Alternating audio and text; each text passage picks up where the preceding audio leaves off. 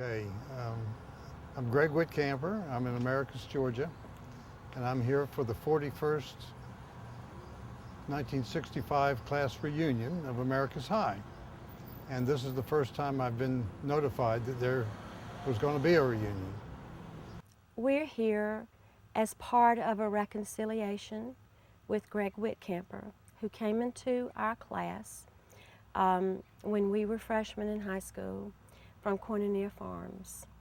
And the entire time that he was with us, he was treated very badly. I have discovered what I thought was true, that he really was not shown any kindness whatsoever. Well, the background is that being from Koinonia Farm, I was considered an untouchable.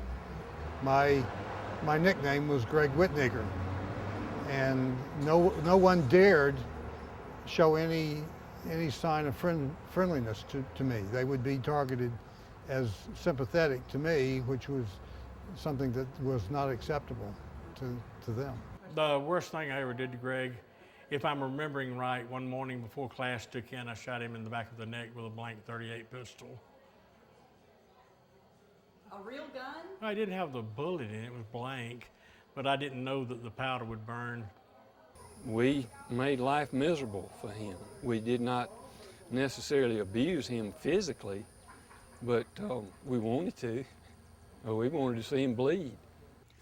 Well, on the occasion of our class reunion after 41 years of high school class reunion, a lot of us started reflecting on the shabby treatment we gave Greg and his colleagues from Koinonia Farm in our high school.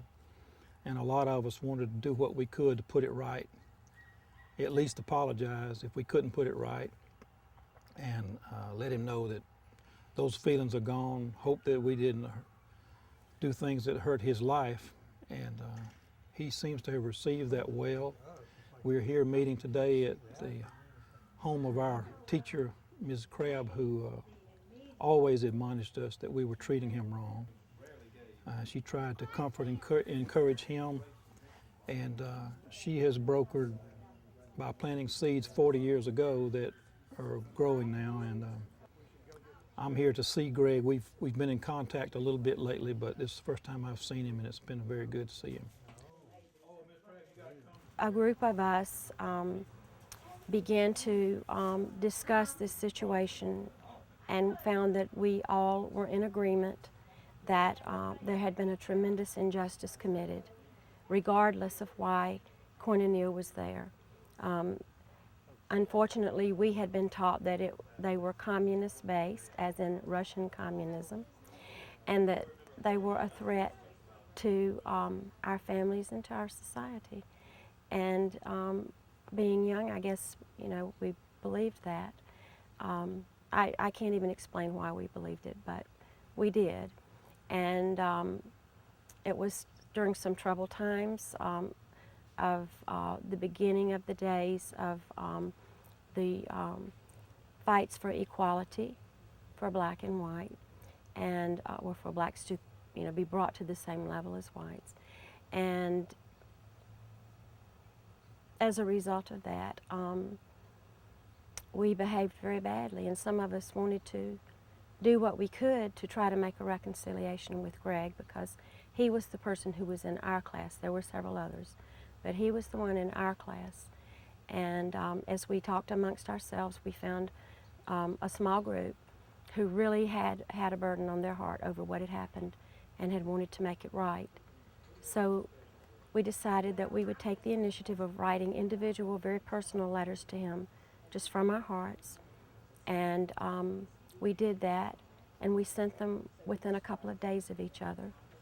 And miraculously, he received them with an open heart, with no bitterness, and apparently no resentment, having already completely forgiven us for something that it would have been completely understandable for him to hold against us for all of his days.